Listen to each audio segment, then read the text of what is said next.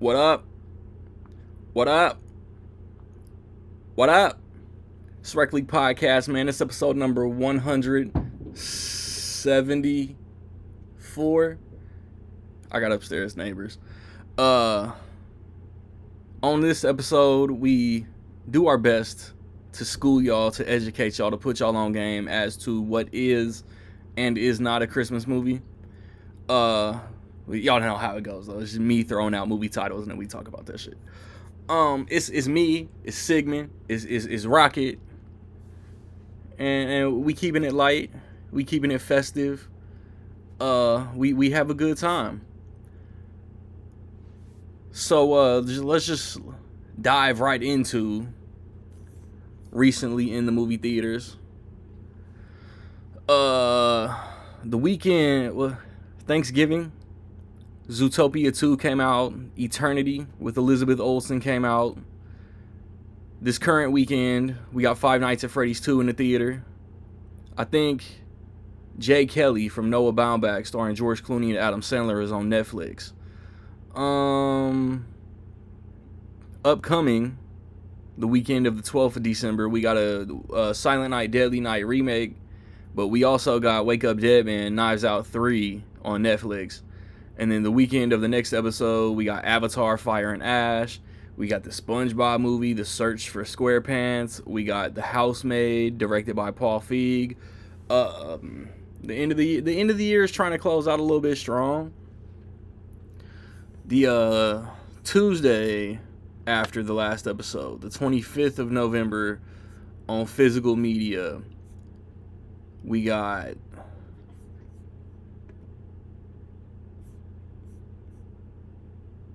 I just saw the 21st. I don't think The Long Walk came out on the 21st.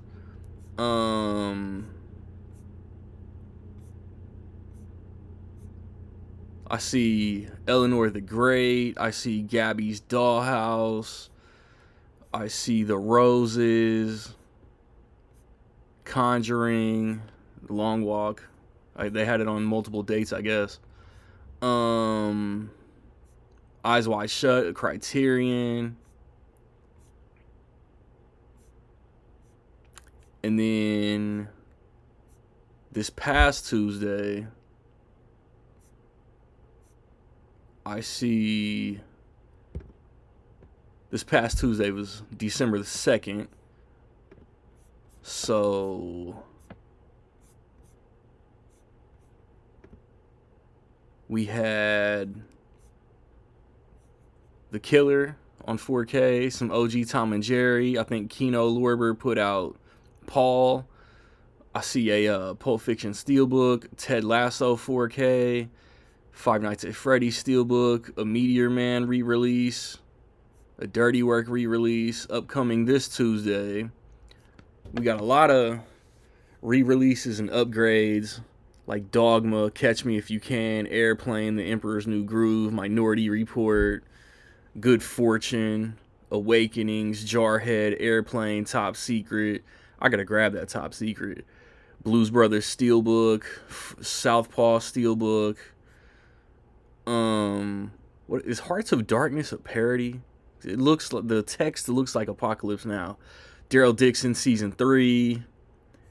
Let me see. This Tuesday before the next episode, we got that Ninja Turtles 4K box set everybody's talking about. Boogie Nights, Kino Lorber with a Walking Tall 4K, Kino Lorber with a Monk complete series set. I see a Wolf of Wall Street Steelbook. A lot of upgrades, a lot of re-releases. Nothing major. Is that Mallrats from Arrow a re-release? Hit us with a rating. It's all love. 1 star, 5 stars. It's appreciated. Throw a review out there for us. We'll talk about some movie headlines, news, and then hit y'all with the rules of what makes a Christmas movie. When I come back, it's Rec League.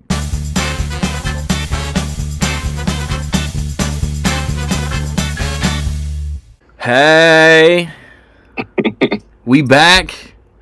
Y'all might recognize Rocket. My guy on the bottom might be like a new recruit to Rec League. I don't know if he looked kind of familiar to y'all out here on YouTube.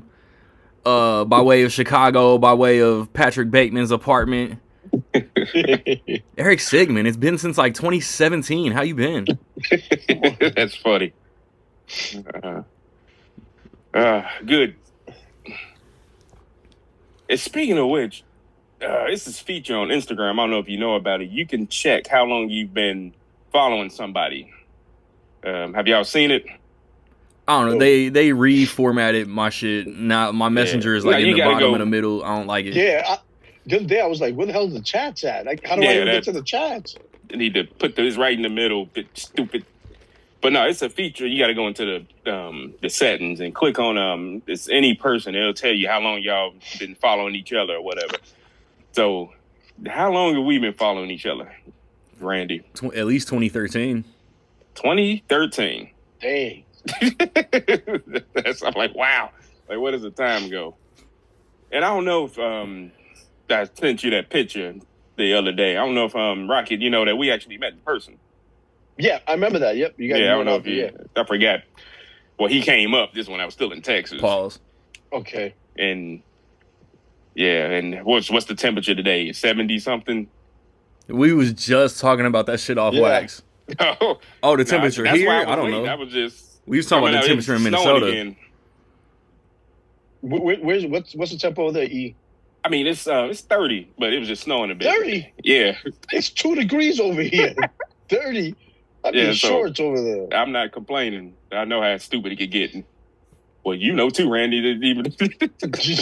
Yeah. Hell yeah. But yeah. But now that's what's going on. Like I was telling Randy off air earlier, he was like, oh, it's like 50 something. It's nice or whatever. And I'm like, it was -1 when I woke up. Now it's like 2 degrees. It feels like -12. But Wednesday it might hit 30. I said I might wear shorts on Wednesday because that's how it gets over here. It's so damn cold that anything above 25 degrees, it feels like a heat wave. Mm-hmm. Now, pretty much. But it's 58 here. No. Terrible. I mean, it's cool for us. This ain't no movie-related shit. We ain't talking about The Day After Tomorrow. Right. I put down a couple little headlines, little anecdotes. Like, I hate talking about some shit that the internet is talking about, like the trendy shit to discuss. But it's like some big news if you're going where I think you're going. It's like, bro, like my favorite director of all time doubles down and is shitting on one of the most clearly underappreciated actors of our time.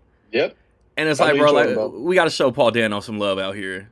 Bro. Yeah. It's like, bro, if Steven Spielberg, the arguable GOAT, cast you to play his dad, you got to be doing something right out here. Right.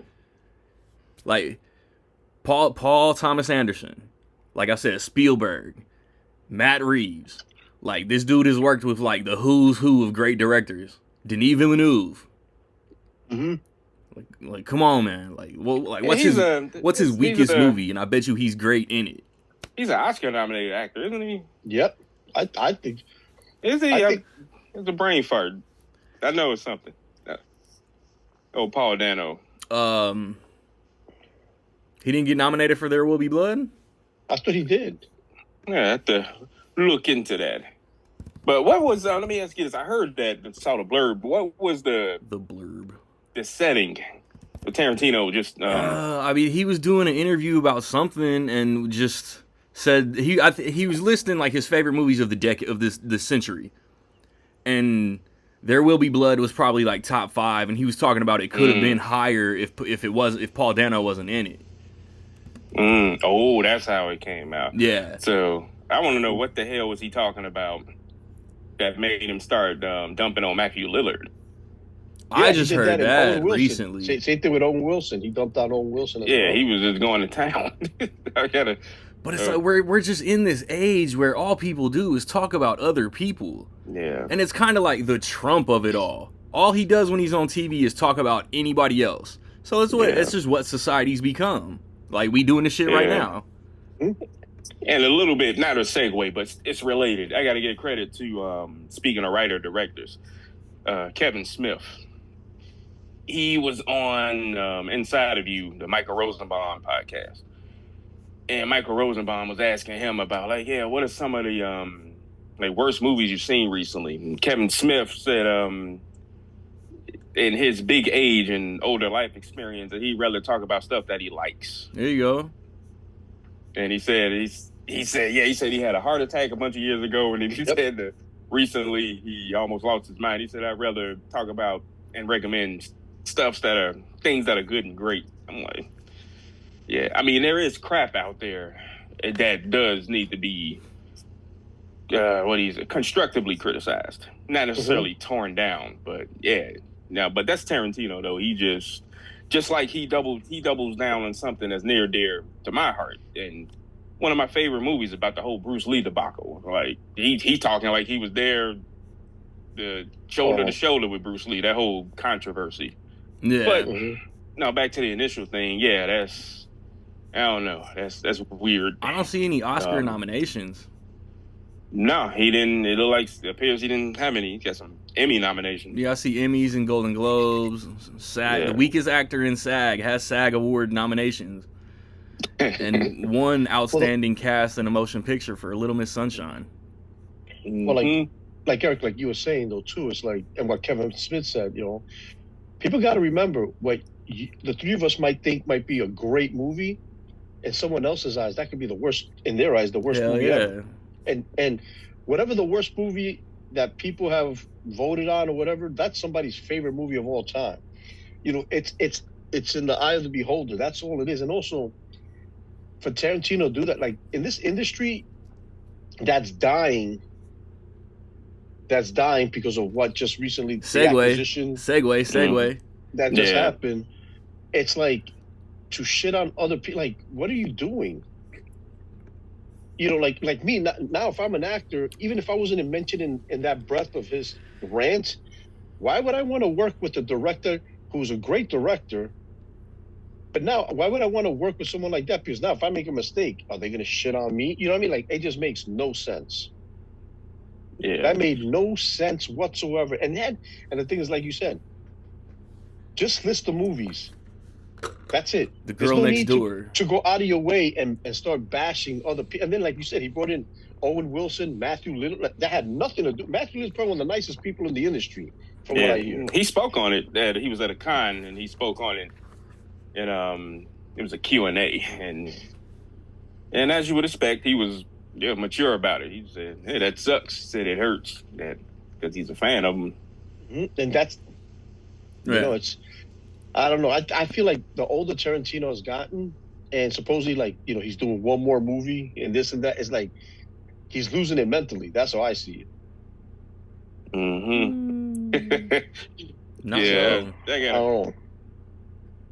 The funny part would be if he casts in his next movie Paul Dano, Owen Wilson, and Matthew Lillard. That'd be kind of funny. That'd be pretty good. Paul Dano would get nominated for a fucking Tarantino movie. I know it. The thing is, this is Paul Dano. I think for There Will Be Blood, if it wasn't for probably one of the greatest actors around, you know, he probably would have gotten nominated for that movie. I don't see how he didn't get supporting for that. I don't know either. Oh, yeah, that's... Cowboys and Aliens, Where the Wild Things Are. Wow. Cowboys and Aliens. He was in a movie called Weapons. He was also in the movie Day and Night with Tom Cruise. Oh, yeah, he was the... Night and Day, Sean. Oh, I say Day and Night, man. Night and Day. See, I'm losing it. Oh, man. You listening to Kid Cudi out here. Dude. Oh, man. It got nominated for Best Picture, Best Director, Best Actor, Best Adapted Screenplay, Art Direction, Cinematography, Editing, Sound Editing. And Daniel Day-Lewis. But the question is, who were the supporting actors that did get nominated, and who would you knock out? Well, let's 2009 Oscars. Yep, would that be?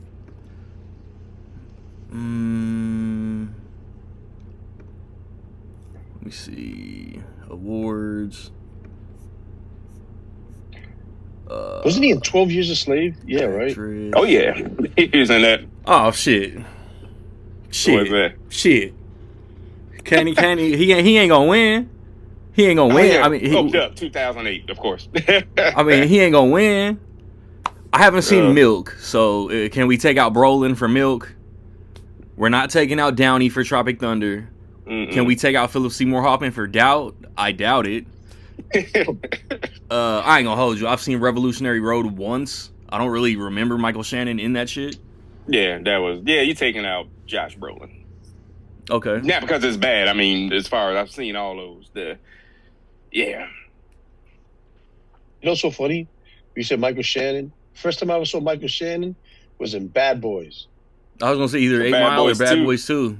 Bad No, Boys, I mean, you've seen him. Nope, you've seen him before that, but you just don't know it. no, and that's the thing is like you start watching these like movies False. that are like older movies. You're like, oh snap, so and so was Yeah. in this, and so No, was in that. I got one better. I'm gonna tell you the movie, Boss. and I bet you still can't tell me what role he had. So Groundhog Day with Bill Murray. Oh yeah. Like Don't in say it. Yeah, don't say it, Randy. Yeah. I'm gonna say you've seen Groundhog Day. I own it. I got it. Yeah. All right, so he's the young man who Bill Murray gave the WrestleMania tickets to. WrestleMania. No way. Okay, I gotta watch that movie now. That's Michael Shannon. February No 2nd. way. Hell no. I gotta watch that movie now. That's funny. Yeah, he's real young then, but yeah, Bad Boys 2. What y'all know about Yeah. being real young? I ain't got to crack an old joke in this bitch in a minute. Yeah. Oh man. Yeah, But so- yeah. Segue. So, Christopher Nolan's gonna block Netflix from buying Warner Brothers, right? Now it's so many things going on with that. It's It's a mess. people. I think this is one of the problems with social media. Fuck Netflix. So, who the co-CEO is? I don't think he's out of touch. I think he's trying to drive where he wants things to be. The dude that Um, keeps saying that people want to watch movies on their phone. Yeah, Who, Tesserano? Get that goofy ass dude out of here. He don't even watch the movies. theater experience is outdated concept. Yeah, Tessa Reynolds. Yep. Yeah, It's like, bro, But- like we get it. You work for Netflix, the company that wants people to stay at home. That doesn't mean theaters are outdated. You fucking dumbass. yeah, people are, I guess, panicking for lack of a better word, because even if it goes through, it's going to be more than a year and a half Yeah, for sure. for anything to happen. Also, it's so many people got to approve it. You got to get a government improvement with a big transaction like that. You have to get the respective board members have to sign off on it. I would just be 50 And- cent level petty just to say no. And also the WGA, I did not know the president of the Directors Guild was who he was. Say your name. It's Christopher Nolan. Okay, that's what I thought. Oh hell no. I didn't know Oh Christopher Nolan is not approving that shit. that. no. Yeah, he called in supposedly, which Christopher I think- Nolan isn't approving that shit simply because he don't fuck with Warner Brothers anymore. Nope. From a personal Yeah, level. oh, that's From right. a personal level, he ain't letting shit happen positive with That's Warner right. Brothers. Yeah, that's right. The whole Tenet Yeah. debacle. Oh, that's right. I didn't even think about that. My whole thing about it though too is like the CEO of Netflix or co-CEO Tesseract, like Randy said, you work for Netflix, so I get it. I Mhm. get it. But sometimes I feel like, you know, we're the Monday morning quarterbacks in this. You know, we're just people Yeah. on a podcast talking, and yet you would think these people, you know, they're smarter people, they got these positions. You would think by getting Warner Brothers, supposedly he's saying he's going to leave them as their own entity and let them do what they do. This guy has been known for saying one thing and doing another. Oh, yeah. And the thing is, use this to your benefit. And then Zaslav is gonna do whatever makes the most money. Well, Right. the thing is right now, Zaslav, they don't even know if he's going to stay or not. He might get a nice, you know, care Already was package. staying. Thank you. See you later. From what I Mhm. heard, they're keeping, you know, Gunn intact. You know, the Luca and Abney who doing these movies for Warner Brothers, they're keeping them intact. That's why Yeah. Zaslav gave them two a big, contract, so in case they got backed up, they had to get that payout. So everybody is in except Zaslav, who's unknown. And the thing about this is, it's if your test around is okay, like Wake Up Dead Man, the night is out. You could use Warner Brothers as your way out and just have them theatrically made through them. This is what we want to do and all that. But I could see, like, let's say James Gunn. James Gunn has a plan. I could see this guy messing with that plan. Yeah. Yeah, it'll be. I mean, it's he already has. That'll be way down the line if he does decide to do something. Because he has 2 more movies in the can already: the Supergirl and the Sandman movie. Clayface. Yeah, I said Sandman. Clayface. It was on. Sandman was on Netflix. In your defense. Yeah. Well, there you go. But yeah, so that'll be interesting to see what. Regardless of what's going to happen, James Gunn is talking to his people. But no, it's going to be interesting. It's what I so don't much under, that has I don't, to happen. I don't understand so many people talking about Netflix buying Warner Brothers is better than Paramount buying Warner Brothers. No, I'm with you on that one. I don't. The reason why people were saying that is because with Paramount, you got the Ellison family, like the dad of I forget the guy who but they just bought Skydance. Skydance just got Paramount. Skydance just bought Paramount, yeah. Yeah, so Skydance just bought Paramount, and the dad of, I forgot his name, from the Ellison family, he runs Oracle, probably one of the biggest companies in the world. So this is just play money. And the thing is, this is if Paramount would have taken over Warner Brothers, they would have gotten rid of HBO Max, which is dumb. They'd have just absorbed it. And now you got one company. It's Paramount Plus. Controlling. That's the thing is, like, I wish, it was still like you had these other options of studios.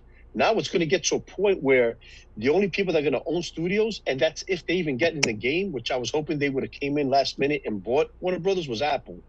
But at the end of the day, it's going to be... They still would have killed the theater and the physical media too.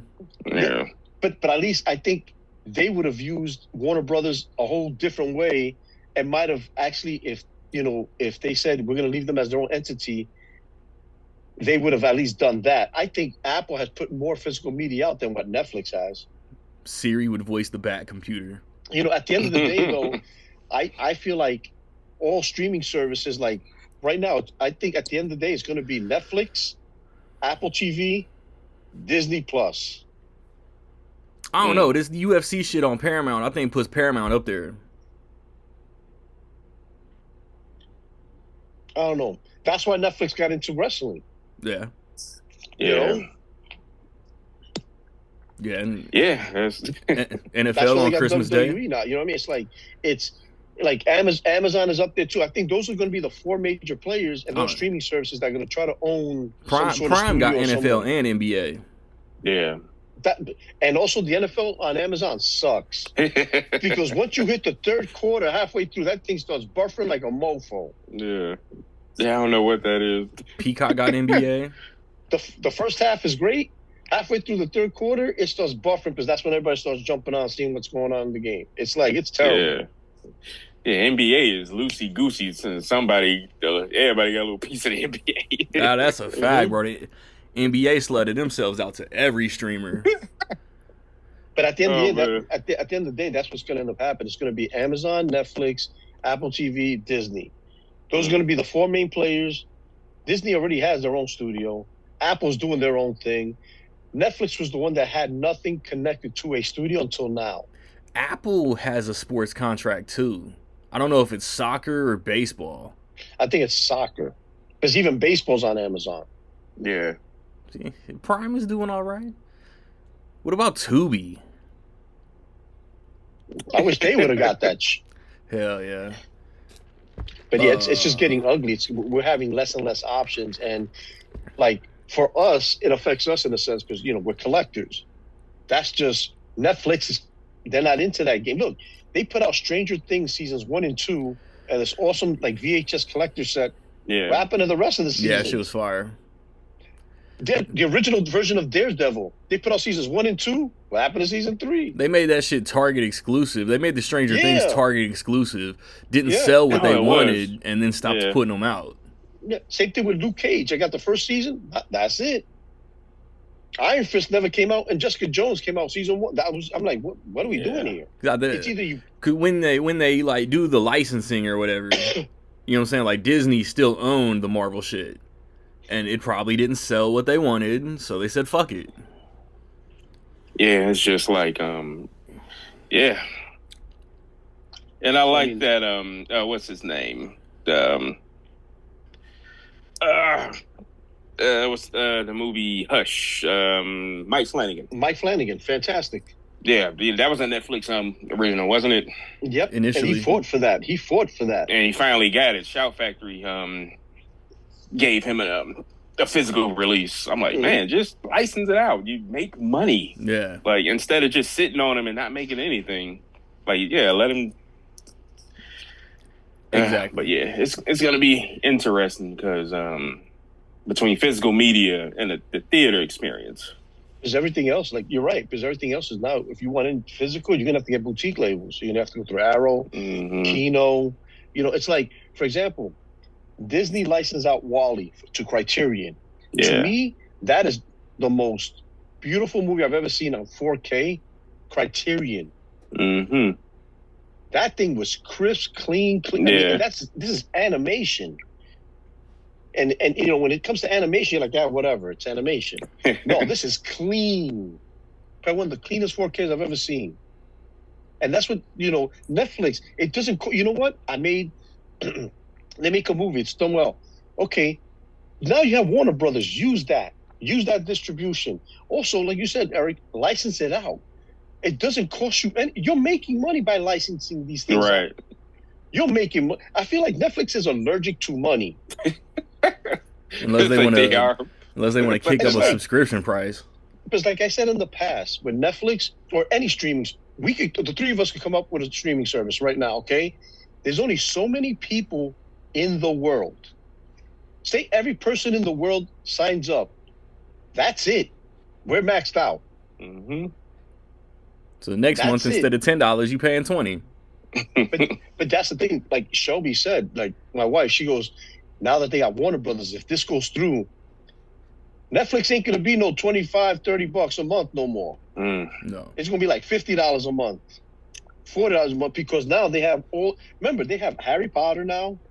They have DC. They have, like, people don't realize all these IPs, big name IPs that are under that label. Yeah, gonna be under one umbrella.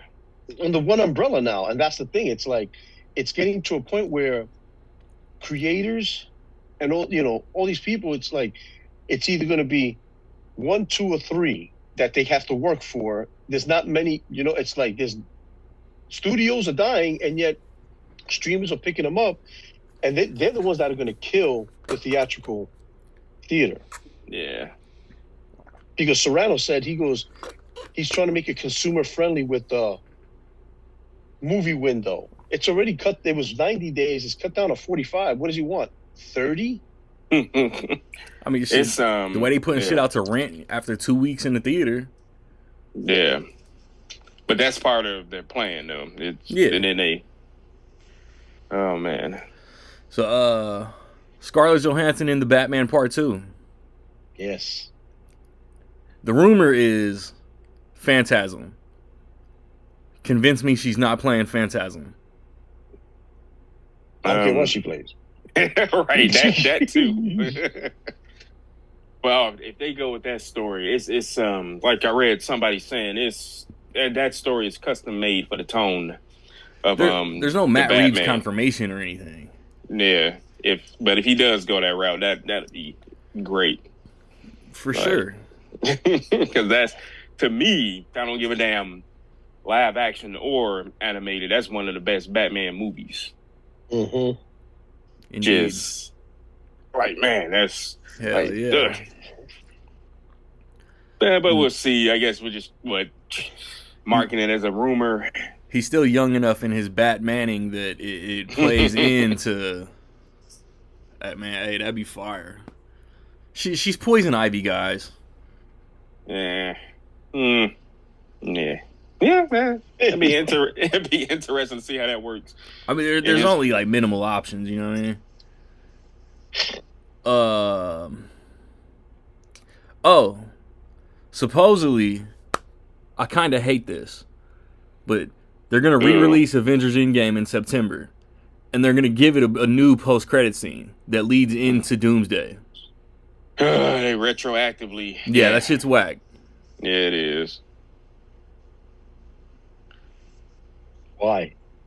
Because it ties directly into Doomsday. Like, there's gonna be this loophole where you don't have to watch all these movies that everybody thinks are mid-tier MCU and go from Avengers to Avengers. I already know this Tony Stark's soul is gonna go up into the multiversal infinity loop and fall into a Victor Von Doom, and it's stupid. I mean, yeah, they kind of have to do it if you think about it. No, they don't. No, they don't. But I see why they think they do. We got structure fucking, is lost. What's his name? We got the leader telling Captain America, "You're not ready for all these other motherfuckers." You got the Thunderbolts seeing this ship come into the stratosphere. Yeah. You got Doctor Doom touching little kids in First Steps. Pervert. Like, we're ready for Doomsday. We don't need a new post-credit scene on a 6-year-old movie. Yeah, it'd be interesting to see what it was. I wonder whose idea was, the Russos or Kevin Feige. Nah, who's the Zaslav at Disney? Who's that Iger? That dipshit? No, forget about him. What if we did this? Yeah, it was definitely a lot neater in the earlier phases. Remember, for all the youngins, how the movies the post-credit scenes used to run into the next movie. Yeah. It was one point where the mid or post-credit scene was directed by the director of the next movie, because it was literally a scene from the next movie. Yeah. Like, for example, I never Thor liked those. Ragnarok, the scene when him and Doctor Strange was actually from that movie, and it ran which scene did that movie run on? I think it was one of the... It was in the Doctor Strange post-credits, mid-credits went into Ragnarok. Yeah. The Ant-Man post-credits, mid-credits went into Civil War. Right. And then they did it for Captain Marvel and Endgame, but then the scene wasn't in Endgame. Right. Yeah, that's right. Yeah, I don't know why they did that, because, Cap still had his beard, so... Yeah, I think that was the last scene that they did like that. But it wasn't in it, like you said. But I think the Thunderbolts mid-credits will be in Doomsday. I think the First Steps mid-credits will be in Doomsday.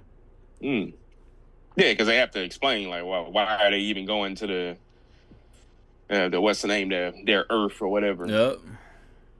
And to be honest with you, when it came to, like, I don't know if I was the only one, but how they did Thunderbolts, that post-credit scene when you see the Fantastic Four ship coming in, I was waiting for the connection with that in Fantastic Four. Yeah, I mean, everybody was. Yeah.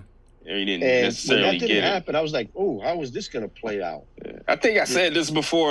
I thought they would have had, because Fantastic Four came after Thunderbolts, the movie. I thought they were really going to have the balls to, like, destroy the Fantastic Four First Steps universe. Yeah, but they kept tickling the balls. Escaping. Right. That's what I thought was going to happen. They kept teasing them jumping to another universe in that whole movie. So the reason why they are doing it is now the big question. Oh man, but no, that's gonna be because it doesn't really seem like there is a new Avengers movie like coming out. It's still a year away. They're just now gonna like turn up the marketing within the next 2 weeks. Yeah, that trailer. We'll talk about that trailer on the next episode. Oh man! So, and after that, it's the Secret Wars. Yeah, 2 years. Also, when it comes to that, did you hear that Dune moved up their date of release, Dune 3? Because remember, Doomsday and that was supposed to drop on the same day. Yeah, somebody's gonna budge. I didn't know Dune is moving up flinched. their release date. Wikipedia still says December 18th. They're lying. So they didn't update it yet. No, But they're gonna move it up. If they're smart, I would try to move it up at least 2 weeks. Get that first week, get that second week, because by week 3, everybody's getting ready to watch Doomsday. So like drop it that first week of December, and then you have 2 weeks. Interesting. I think Rocket is making shit up. He's stupid. I'm telling you.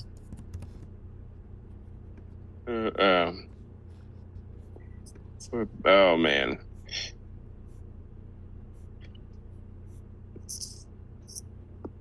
What is now? We were talking about I guess the turnaround from movies theatrical to. You said they knocked it down to 45 days, right? Yep.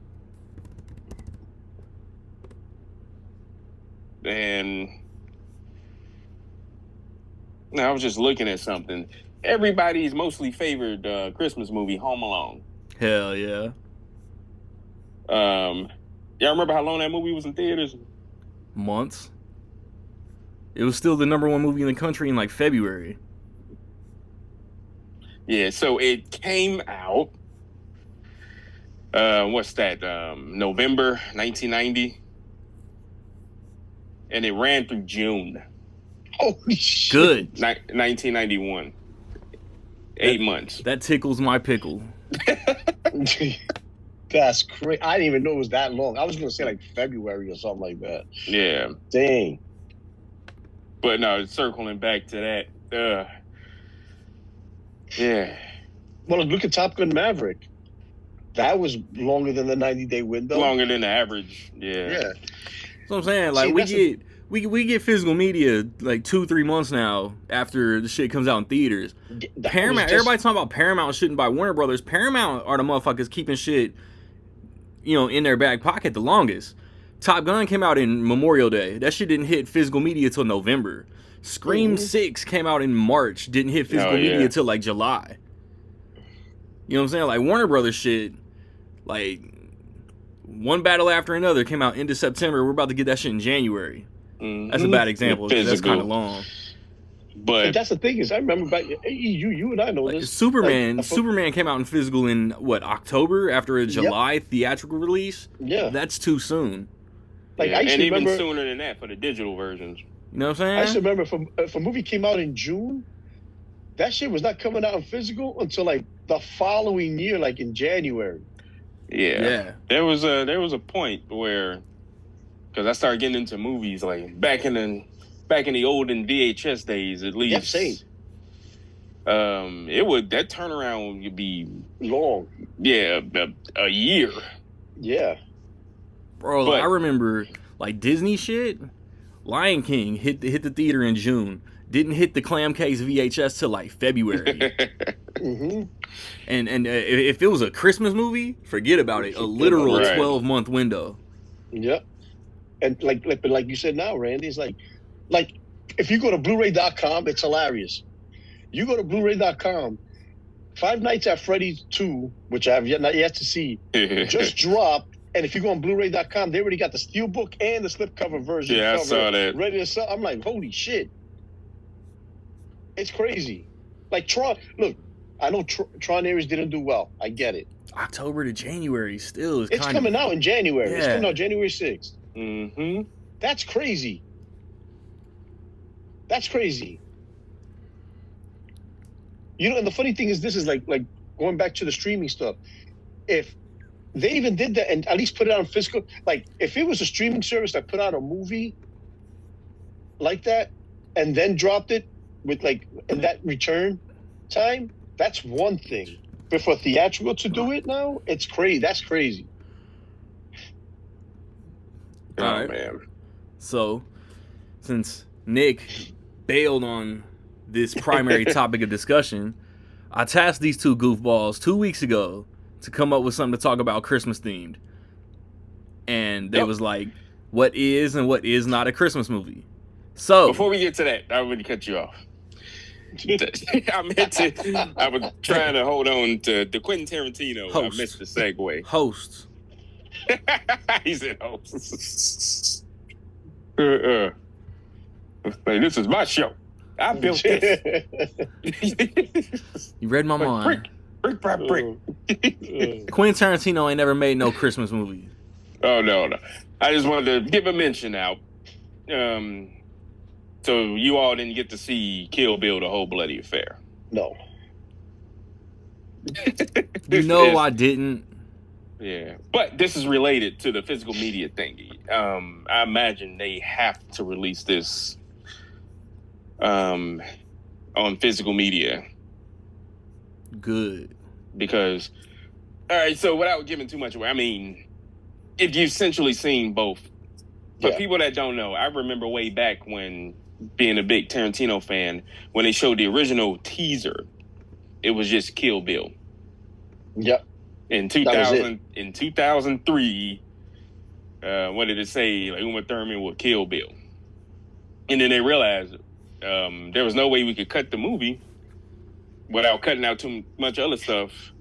So they decided to, the goofballs, they suggested it, supposedly, the Weinsteins, to split it into 2 movies. But, the Whole Bloody Affair, you definitely see why it doesn't seem like it's 4.5 hours. Holy shit. Yeah. So, now when I saw, you all saw it theatrically, Volume 1, Volume 2? Yeah. Pretty sure. Did. But even if you didn't, you saw them, period. Yeah. So when you watch Volume 1, then you watch Volume 2, there's a shift in tone and pacing that's not supposed to be there. Because Volume 1 is really fast moving, has more action. And then Part 2 comes, it's a lot more talky, if you want to go there. And you can tell when watching the Whole Bloody Affair, the movie flows like way better. And it's weird feeling. It even seems that the second half of the movie, which is mostly Kill Bill Volume 2, is shorter, if that makes any sense. But it's I think it's the way I don't see myself watching it any other version of the movie except this one. Hopefully getting it on also there's extended scenes. You get the Crazy 88 fight scene is in color because it's not censored. And you also get the lost chapter when Go-Go's sister comes to try to get revenge on the bride. But that's after the credits, and it's actually it's animated, but it's real good. But yeah, there's some extended pieces, and there's even some different editing beats to the fight scenes. Like if you really know the movies, you can tell. But so let me ask you this: do they rearrange anything? Like how Volume 1, Volume 2, where like you say, like you could tell certain things. Yes, inserting a scene here before this scene is one thing, but like if they take a scene that was up here, now they moved it back to a certain spot to make it fit better, or not necessarily. Well, wait a minute. They actually, because they separated the movies, and you have to. One has to run into the other. They took away something, little bits. Like, but mostly between when the second movie starts and the first one ends, they took away a little bit. But yeah, it's you have to see it. If you all are real familiar with the movies like I am, you'll notice the little nuances that changes or whatever. But yeah, it's definitely, y'all got to check it out. So here's hoping it gets a physical release. And knowing Tarantino, since he likes to shit on people, I can see like if he does. I mean, the good thing is this is not through Netflix or any other streamer. This is through a studio. So I can see them re-releasing this version. Mm-hmm. I could definitely see Yeah. that. Because I I would mean, have didn't he do preferred that Lionsgate with by Warner Brothers. what was Fuck. it? Eight The Hateful the Eight. Hateful Eight. Yeah. Like he did, like it was his cut the way he wanted it, and it was like a damn mini series. Yeah, it's a 4-part supposedly miniseries, which is the better version of the movie that I like. But That's what I heard, and Yeah. I've yet to see that version, but I heard it was fantastic. it is. But anywho, going back, Randy was talking about what's considered an Easter movie.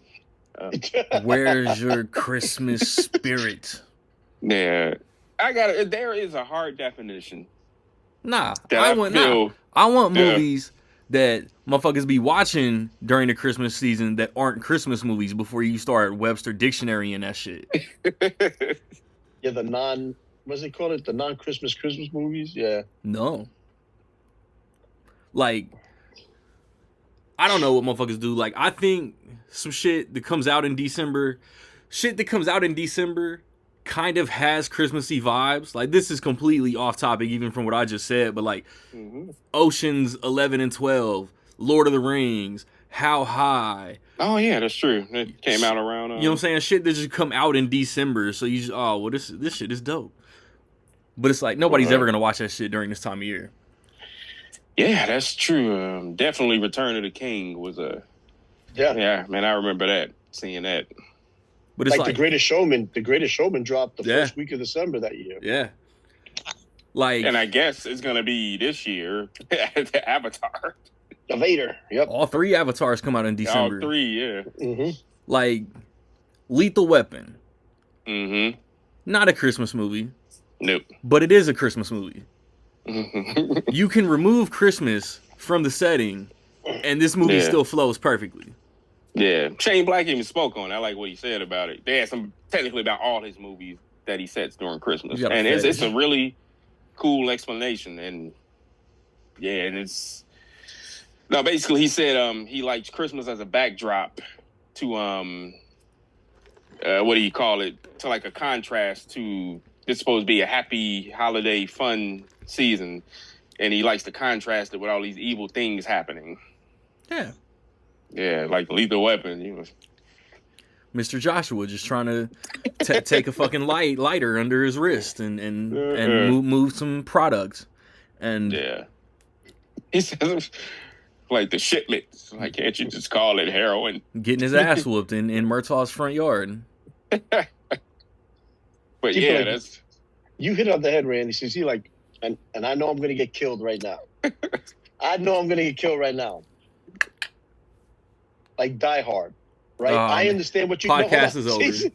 See, Podcast is over. see, I like the way you guys explained it to me, and now I like. Hold on. it makes more sense. Sean.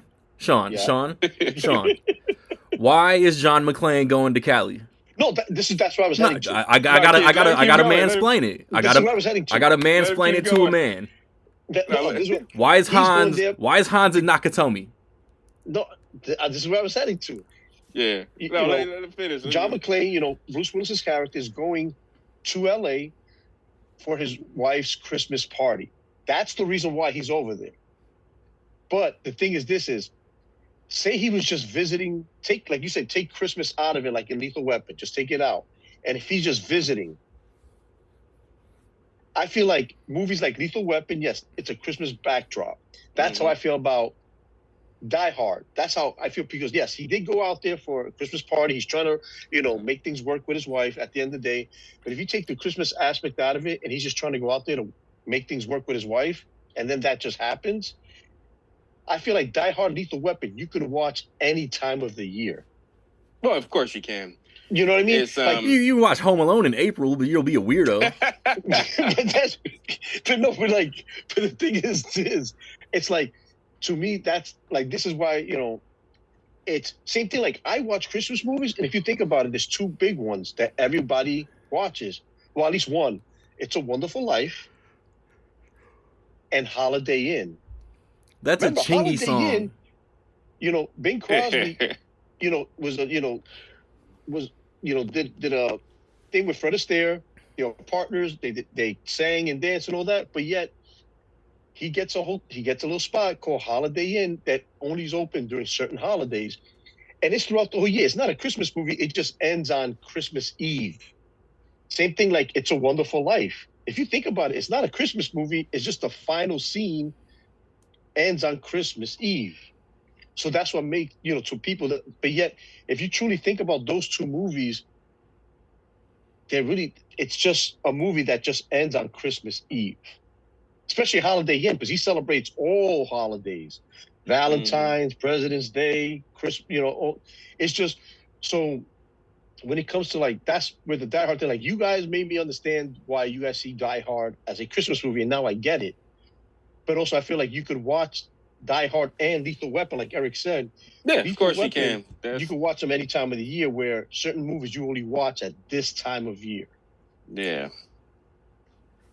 Yeah, but that goes to the definition of, so that's why a lot of people tend to not think of Die Hard as a Christmas movie, because it's a non-traditional Christmas movie, like you said. But that doesn't negate it from still being a Christmas movie. And that's why I say I can see both arguments now. Yeah. Because before I was like, no, it's not. You know what I mean? Now I see why. But I can see it. But a technicality negates the argument that it's not. And that's, so, like with the Lethal Weapon example, it's a backdrop. So what makes a Christmas movie a Christmas movie? Even if Christmas is in the movie, what makes it? It's real simple. It's warm and fuzzy family and snow and no. It's even more simple than that. Y'all soft. So at the level of the screenplay, the script, and I'm gonna go to another movie for this perfect example. Why this movie is celebrated during two holidays: Nightmare Before Christmas. So, how does that movie start? With some jams, with Danny Elfman and some jams. Yes, getting busy. So, Halloween. Oogie Boogie. So, Halloween is pushing the plot. Yep. And then the plot ends with what? So the perfect time to watch that motherfucker is really November. No, Thanksgiving. Yeah, you're not wrong. Yeah. But now, going back to the original thing, what makes a Christmas movie a Christmas movie? And going back to the Lethal Weapon example, Christmas does not move the plot. It's just a backdrop. Yeah. So going back to Die Hard, Christmas moves the plot. Yes, you can say, I don't like the argument. Oh. Yeah, cut off. I guess. Movie. I gotta go. Fuck you. Fuck you and Die Hard. Oh, man. Well, so we gotta let him come back for this one. But, while he's gone, I want to bring up another movie. And have you seen this? Like, nobody talks about it, and I just recently watched it. It's a play on It's a Wonderful Life. It's a Wonderful Knife? Yeah, it's a play on that, but the movie is a slasher called It's a Wonderful Knife. I just said that. Yes. Wonderful I haven't Life, seen Wonderful Knife. You haven't seen it? I haven't seen it. I could, man, is it on streaming anywhere? Because I have Better Watch Out penciled in for like Tuesday, and I could swap them out if I can find that shit. It's not streaming free anywhere. I rented it for $3 because I was curious about it. And yeah, and it's kind of in the vein of like Happy Death Day and like taking a concept and going with that, but I think it deserves more attention than it's getting, which is basically none. Then what you looking at? Looks like it's on Hulu. And Hulu. Oh yeah, Hulu. That's why, because I don't have Hulu because I'm a weirdo. That's why I had to rent it. But yeah, that's. Oh man. Oh, so you check the chat, see what happened with Oh, here we go. So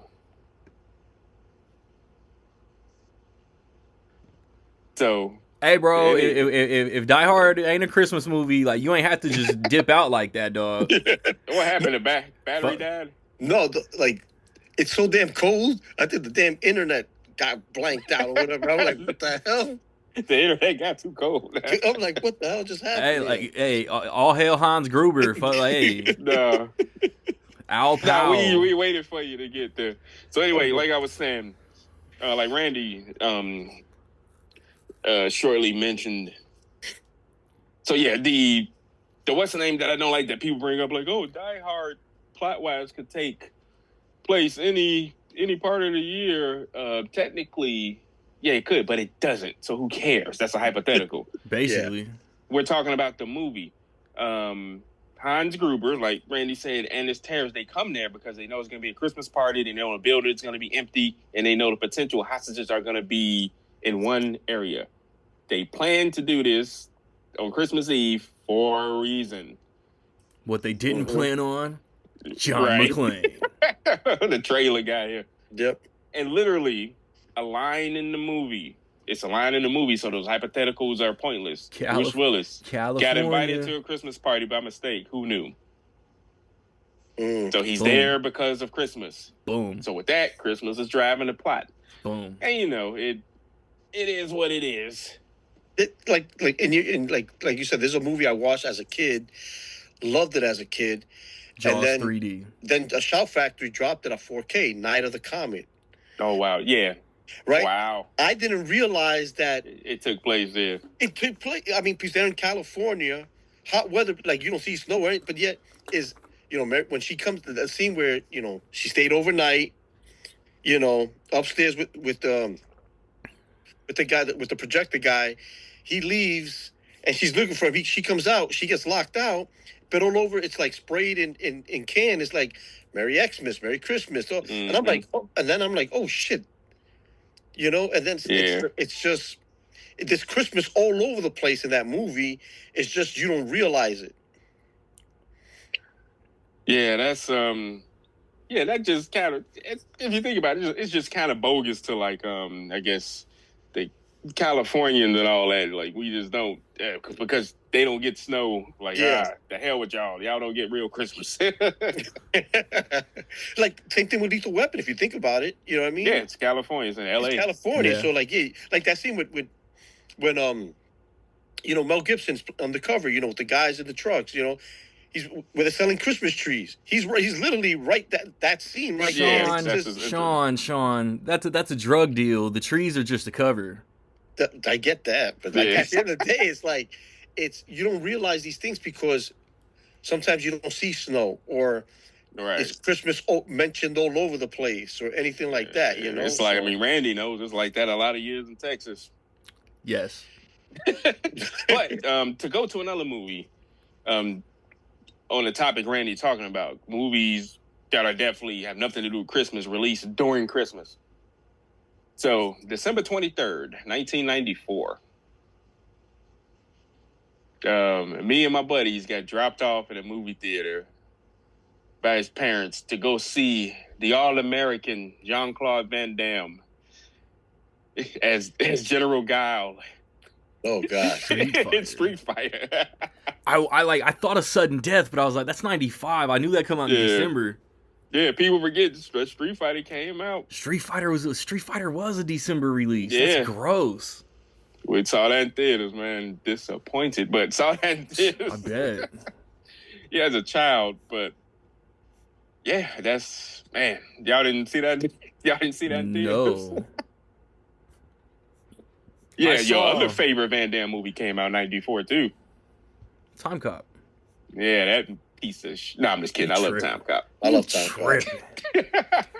I was surfing the Twitter feed the other day, and I saw a cool like Batman Returns parallel to a Christmas Carol. Hmm. That the Penguin is supposed to be Ghost of Christmas Past. Catwoman is Ghost of Christmas Present, and Max Shrek is Ghost of Christmas Future. I haven't seen that. That's interesting. That's kind of cool. Yeah. Yeah. Batman Returns is another one though. Now, in which way? What do you mean? Takes place during Christmas. Now that's tricky because there's an important element within It's not the Run movie DMC. that's related to Christmas. Like the way they try to set Batman up is directly related to Christmas. The lighting, the relighting Yeah. of the Christmas tree. Can't kill the princess or whatever if they're not relighting the tree. Yeah, if it's the 4th of July, what are they gonna do to Batman lit the fireworks. right. Yeah, that's And Batman Returns, I'm sure we mentioned, is the first movie to have a custom movie logo. Warner Brothers with the snow coming down. Sure. Interesting. Hmm? Like the opening logo or whatever? Yeah, the opening logo with it snowing over the Warner Brothers shield. Hey, so some of those Batman Warner Brothers logos ended up being like some shit I was looking forward to in the 90s. Yeah, they molded it into a question mark and then made it icy, and hey, they was getting busy. Yep. Oh man, so Street Fighter was. I think Richie Rich came out around the same time. I remember being in theaters. That sounds right. I love Richie Rich. That whole movie just tonally feels like summertime though. Yeah, well, yeah, that's the thing. It definitely. See, like, I'm looking at a list of like all Christmas movies, locked in Christmas movies, not Christmas movies. Yeah, Richie Rich came out December 21st. Yeah, a couple of days before Street Fighter. Yeah, that's why I remember it like that. Dude, y'all older gentlemen want to school the children on Gremlins, maybe? Oh, yes, definitely. Well, there's no argument there. But that is, I mean, Gizmo was literally a Christmas gift. Yep. Well, Mogwai. Mogwai. Man, and who's the voice of Gizmo? Bobby's World. Bobby's World. Who's the voice of Bobby? Deal or No Deal. The host of Deal or No Deal. The host of Deal or No Deal. That guy. Oh, was it Howie Mandel? Howie Mandel. I knew. I was just trying to get y'all there. Go, bro. I've watched Go once. What was Go? that? 99. Yeah. 99. Yep. Doug Lyman. Doug Man, Lyman. There you go. I don't I've only remember seen like that the movie Christmas involvement in that. I don't remember that movie at all. Period. I remember when I was watching it, I felt like he was trying to do his own version of a Tarantino movie, but I don't remember the Christmasness of it. Yeah, that was around that whole era. People were doing that. The new wave of filmmakers, and yeah, Go. That was. Yeah, I can't. Whew, I haven't seen that in a minute.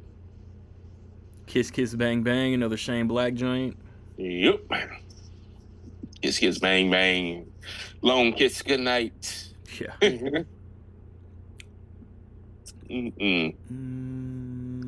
What was his? I still haven't watched his new movie with Marky Mark and I haven't either. I know Nick Keith. You haven't seen it, Sean? No. Play Dirty. Play Dirty.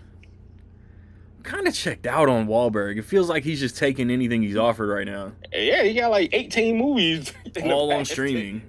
Yeah. Yeah, the last theatrical thing he did was Arthur the King. Oh, that came out after the plane movie. Flight Risk. Flight Risk was this January. Yeah, that don't even seem like that was this year. Y'all need a pilot.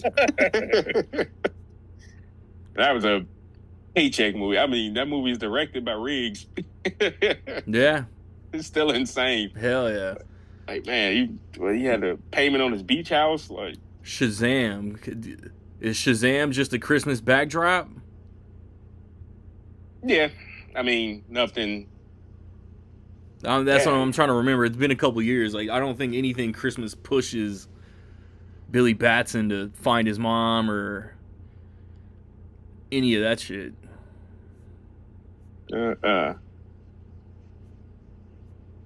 Yeah, but you know what's funny? People forget. We always talk about Die Hard, Die Hard, Die Hard. It's the GOAT.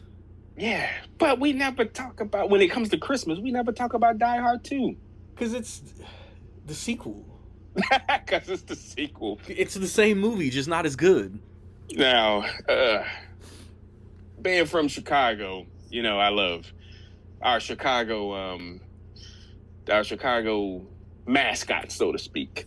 And back in the day, RIP to both of them now, there were two movie critics. They went worldwide, just with 2 thumbs up, Siskel and Ebert. And y'all might have heard of them. Yeah, bro, like, WGN is in Indy. Yeah, that's right. You would have been in Indiana then. So Roger Ebert's personally my favorite. Was my favorite movie critic. He's the only Pulitzer Prize winner for movie criticism. But nobody's perfect. So the rating scale back then, or that he used, was 4 stars. 4 stars being the highest, 0 stars being the lowest. He gave Die Hard 2 3 stars and a half. Sounds fair. He gave Die Hard 1 2 stars. Well, back in Crazy. 1988, there was only a 2-star scale. No, it was a 4 star. Yeah. Yeah. No. But reading. Yeah, he was one of that was one of his rare misses. But he really had a problem with the Johnson character. Star Family Matters set in Chicago. Sounds like a personal beef. He said, "What's that?" Sounds like a personal beef. Yeah, and it was basically it was just Turner and Hooch bring him back around. Turner and Hooch. Oh man.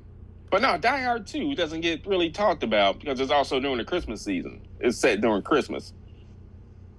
But it's in Washington D.C. instead of Cali, isn't it? Yeah, because his wife was on a plane the whole movie. He's waiting for her to come back. But, Yeah. No, Die Hard 2 earlier roles for John Leguizamo. People forget that. No, I knew he was in that shit. Yeah. I wanted to say Robert Patrick before the Terminator. Yeah. Like right That's before. right. Leguizamo beefing with Steven Seagal popped in my head. Oh no. Executive decision. Decision. No, but yeah, it's. So what else do we got? Shit, I don't know. He said, I don't know. Yeah, but like, what?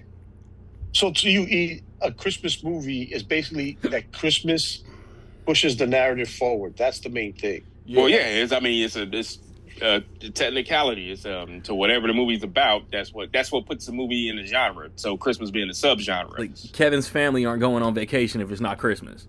Yes, and right. It's that. So simply, where I think the thing we're just leaning on is simply being taking place during Christmas doesn't make it a Christmas movie. It's when the narrative is pushed, like you said, that's when it gets into that territory. Yeah, like one of the best Christmas movies of all time. And y'all still didn't answer my trivia. Because this is about to give y'all the answer. Nobody checking for no goofy ass trivia. Damn, thanks. So this one is top to bottom. It's Christmas in the title. Christmas, it's Christmas everywhere. So good old Ernest saved I did Christmas. answer that shit. Did you? Yeah. Damn, he don't ever give me no props. Yeah, you put Billy. I put Ernest. Vern. I know. The birds. Oh, there you go. Ernest Saves Christmas. I'm surprised none of those are on physical. Are any of those movies on physical? Did he really save Halloween? He was just scared stupid. Ernest Scared Stupid. With Eartha Kitt. Yeah, no, it was during Halloween. Hey, 1991, bro, that was my shit. I was like 5, 6 years old. Well, Ernest Scared Stupid. Damn, was that 1991? Mm-hmm. When, Ernest Saves Christmas was still in the 80s. Holy crap. Mm-hmm. Mm-hmm. So that was at 88? I think it was 88, yeah. Good God. So Ernest Goes to Jail must have been 90. So damn, they were churning those movies out. So hey, bro, that's white people's Medea, bro. He said white people's Medea. Well, damn, that's crazy. Slam dunk, Ernest. So 5 theatrical and 4 straight to video, and 1 unreleased because it wasn't finished because he passed away. That's the way. Yeah, that's crazy. And if you check for him, his nephew is his biographer, and he's on Twitter. His nephew is Justin Lloyd, and look him up on Twitter. He has a lot of like behind the scenes stuff. and it's a great book. It's called The Importance of Being Earnest. About Jim, right? that's a cool title. That's pretty good. And yeah, about Jim Varney, because you get so removed from people. I'm glad he's preserving his uncle's legacy, because agreed. Like you said, that was his shit. Have they reached out to John Cena for the biopic? That's insane. Yeah, he got to lose a lot of weight, but no shit. Yeah, Jim Varney was about $140. I was just thinking about the face. Right. Oh man. But yeah, that's on December 14th he can start trimming. Yeah, we'll get into that. No, John Cena. A week from today. He's done. Yeah, but that's but supposedly there's even a documentary coming out. I don't know if they got a distributor. It's the same name of the book, The Importance of Being Earnest. But yeah, Ernest Save Christmas. That's that's one under talked about. One of the ones. But yeah, that's just what I mean. You get so far removed from an actor because he passed away 25 years ago. Yeah. Damn. Yeah. That long? He doesn't seem that long. Like right after Toy Story 2. Until you think about it. Yeah, but yeah, what else? What do you got? So, is this gonna be the last episode before Christmas? Nah, we'll do one more, and then we'll get back up on the shit. We on wax. Fuck it. We'll get up on the 21st for one more group episode.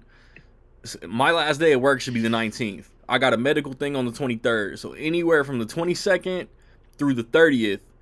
I want to get up with y'all one-on-one and do our like end of the year, start of the year episodes. Oh, got it. So just let me know when y'all free.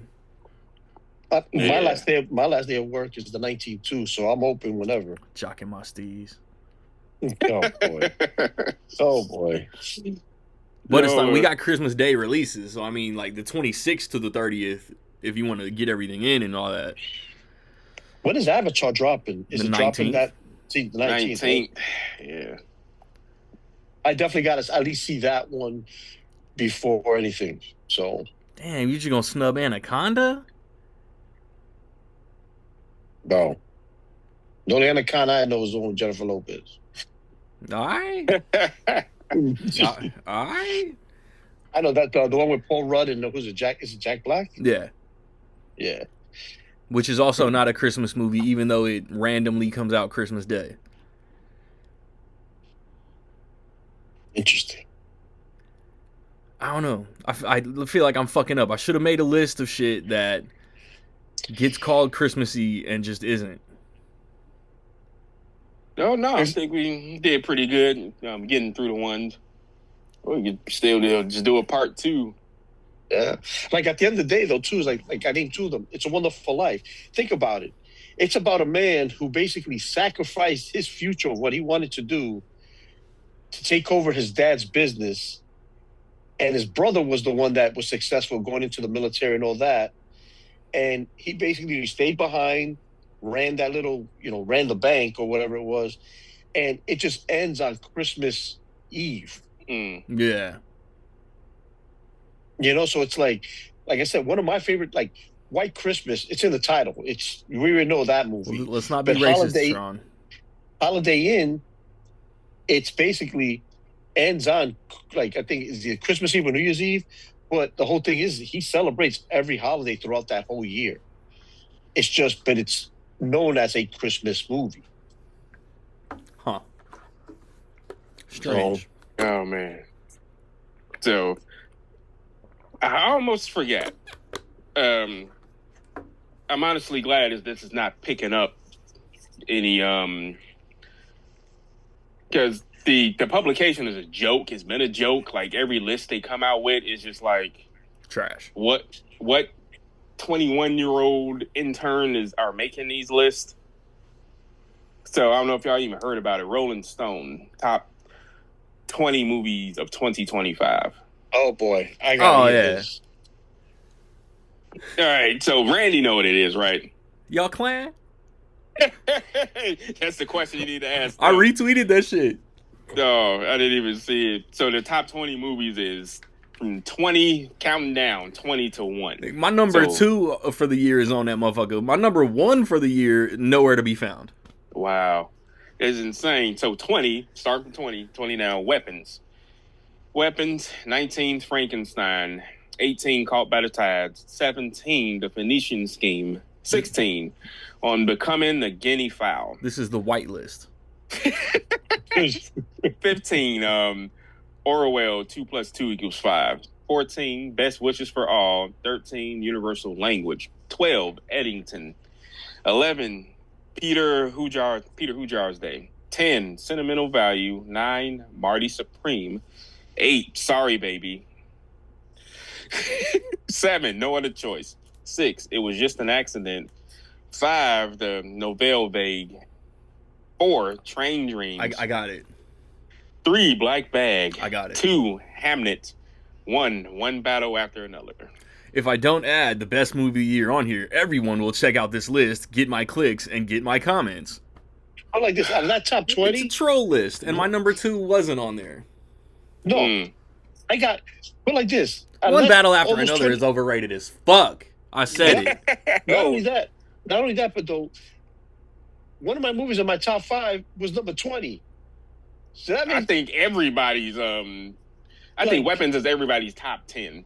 Yeah, I think I have it 6. After it's up Zootopia, I think I bumped it, so I think I have Weapons 6. They put Weapons 20. That's See, insane. I'm seeing Zootopia this week. I'm seeing that this week. Like, I still haven't even seen Now You See Me 3. Not like I enjoy those movies. They're dumb movies, but like at the end of the day, it's like They're fun. it's like I gotta see they're fun. I gotta see Zootopia 2 and Now You See Me 3. Like, I have yet to see those movies, and like right now, my top 2 right now is Sinners is number 1. F1 is to me is number 2. My dog.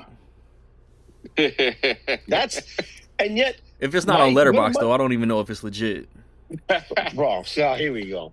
But the thing is, this is at least Weapons to me is in my top 5. I got to rethink a couple of things. Maybe it's definitely in my top 10, and that was number 20. And half the movies he listed, I never even heard of. No, Exactly. Like, what is Marty Supreme? Did Marty Supreme even drop yet? For motherfuckers at the Rolling Stone, it did. Like, I guess so, because that movie I don't even think is out in theaters yet, and he got it number 9. Not as Yeah, I'm talking. yeah. Let me be pretentious. Let me be pretentious. Yeah, that right there. Like that's all that shit is, bro. Like, And also, I'm such a cinephile. has this person seen half these movies to begin with? That's the question. Probably Yeah, not. Just naming like international movies and Eddington 12. Yeah, right. I heard that movie. I'm just not the checking line for was- Ari Aster, bro. Like, I'm not. That's not my taste. Like, that's not for me. Bro. He may be a good director, but that's not my cup of coffee. His movies. Sinners, F1, Zootopia, Smashing Machine, Superman, Thunderbolts, Weapons, Death of a Unicorn, Mickey 17, Companion. That's a good top 10. That's right a good top 10 right there. Yeah, Companion. That's a movie that's getting. Came out in January and is still in my top 10. Yeah, there's a movie I know is gonna be in my top 10. It's not gonna be on anybody else's, but I'm gonna save that one. Randy's gonna like that I picked it. I haven't seen Warfare. I did always Warfare. Because we brought this up a few episodes ago for you. He got it right on it. Bro, because a few episodes ago for you goes all the way back to like July. Yeah, So that's like true. we've brought it up within the past few Yeah. episodes. You know what's funny? I haven't seen Warfare either, and I'm like half tempted. Like, I went to Barnes and Noble. Like, I want to pick up Death of a Unicorn. I want to pick up some A24 movies. Like, I'm not a big A24 person, but Warfare is like, I grab it and then I put it down. I grab it and I put it down. Brother, grab it, trust me, and keep it. Like I Or bought just- it. It's on HBO Max too. I bought I it check and it out haven't had then. time to watch it yet. And it's like I'm nervous to watch it because I served during that time. And I get that. Like, for you, I get Yeah. that. I totally get that for you. I didn't Yeah. see no crazy shit. It's just I don't know. Like I'll watch it eventually. Yeah, but yeah, that's one of the reasons I think it's just a great movie. Is quite, and they didn't advertise it. It's not a spoiler, but the movie runs in real time, and with On some Saturday night type shit. That's fire. Yeah. That's real dope.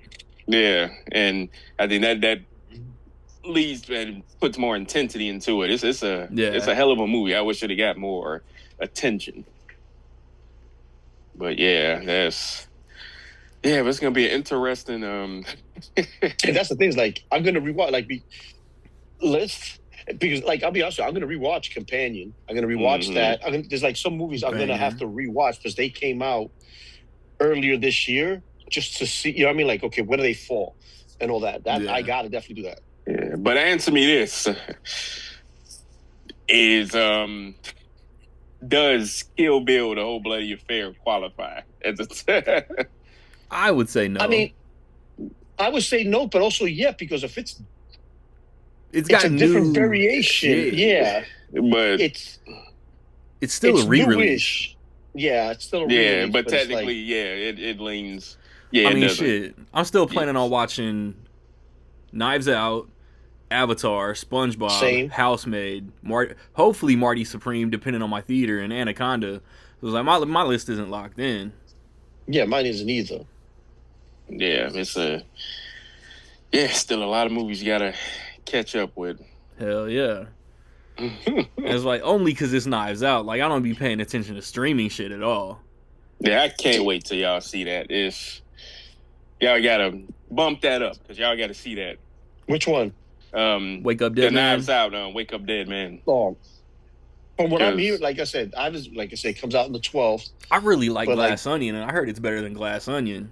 Yeah, that's what I heard. That's the thing. Yeah, I would say. Yeah, I say it is. Damn. Okay, I can't wait. And it touches and it's interesting to see how people, because with me with movies, I go in on a clean slate. I try to put all what my personal beliefs are to the side and enjoy the movie for what it is. Because the movie takes place in and around church and religion. Yeah, and it's oh my god, it is a fantastic. Y'all are gonna know what the scene is. It is a fantastic scene in that movie. Okay, it comes out of nowhere. But like I'm gonna just say that. I will tell you this: I grew up Catholic. I went to Catholic school.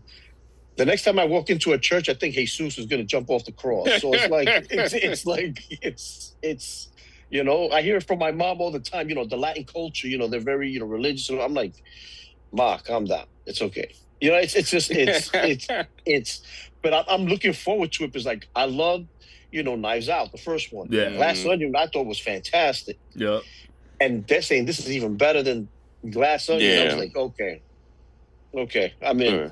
But yeah, that scene, y'all just keep it in your mind when you watch it. I read Ryan Johnson wants to do more, but he's not contractually obligated to Netflix anymore. Bro, get out of my head. He only had the two. I was just gonna say that. It was like, bro, you read my mind. I was gonna say like, he enjoys working with Netflix, but now he's done. Now if they do another 2-movie or 3-movie deal again, I have a feeling he's gonna be like, all right, let's do this. But now my movie has to be theatrically released and physical. Which is just why he's done with Netflix. Do the other two go? Do Glass Onion and Wake Up Dead Man go with him? Nah. No, because Netflix has those rights. Yeah, remember, they own it. Trash. Remember, they paid him to do this for them. This is, that's why. Trash. So it's like, at the end of the day, he could fight like Mike Flanagan did for Hush. He could try to do that. Do it. Yeah. Because, like, I asked Nick this, but he's not on here because I know he saw it in theaters. But I didn't ask y'all, was it even playing anywhere around y'all? Like, within 100 miles? Well, this is why I say, I'll tell you this right now. This is why I say Netflix is allergic to money because AMC didn't even get it. Yeah, but they got Glass Onion when that came out. I don't understand that. No, but that's my point. Is they got Glass Onion for a 2-week run, and then this time around, I'm thinking, okay, great, I'm going to see it. I didn't see it because either you had to go to they call them Imagine theaters, Yeah, we got Imagine- those here too. Yeah, Right, with we an have- E. Yep, with an E. Yep, and then either there, which once I I just had to link drive up in like Wisconsin. about 15 minutes away, which I could have gone, or Alamo Draft House. And we have one over here. I'd have but done with that.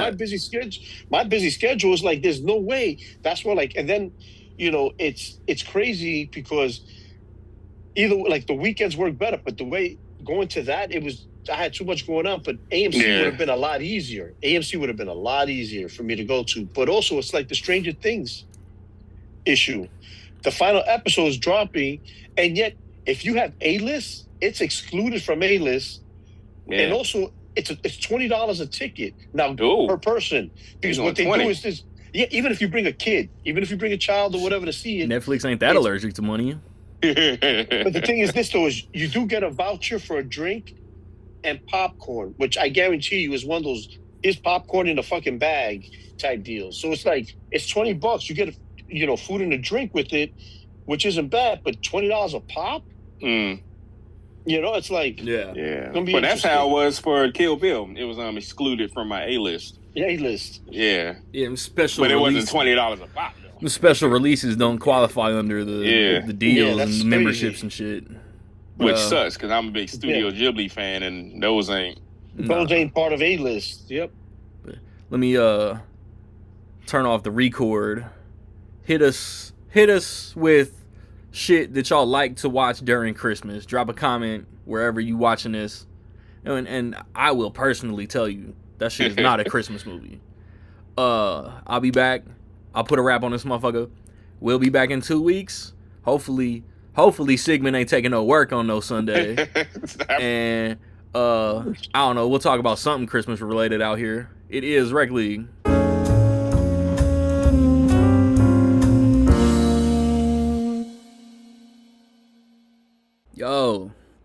Yo, y'all not the ops, man. Y'all are opportunity. Mumbles from the audience is nothing new to me. Neo and Bullet Time, no matter what you try to do to me, in opposite directions we move incongruently. I be looking like a genius. You in the mirror reacting confusingly, stupidly, like fuck, who is he? I will never decline if she interested in nudity. Clothes falling fluidly, hitting each zone like it was two of me. Anybody wanna be combative can ride off and throw the deuce at me. You can run some paper, rock, scissors and still get cooked. Keeping it all on the level, the only reason I use a big ass book. Broken ankles with the flows and these rappers been shook. I've been gone an hour before you check your pockets and realize you been took. Wet bandits hanging Kevin off of that big ass hook. I don't know what you estimated, fuck around and get decimated. You failing this fucking test you taking. You know I'm the best and I suggest you say it.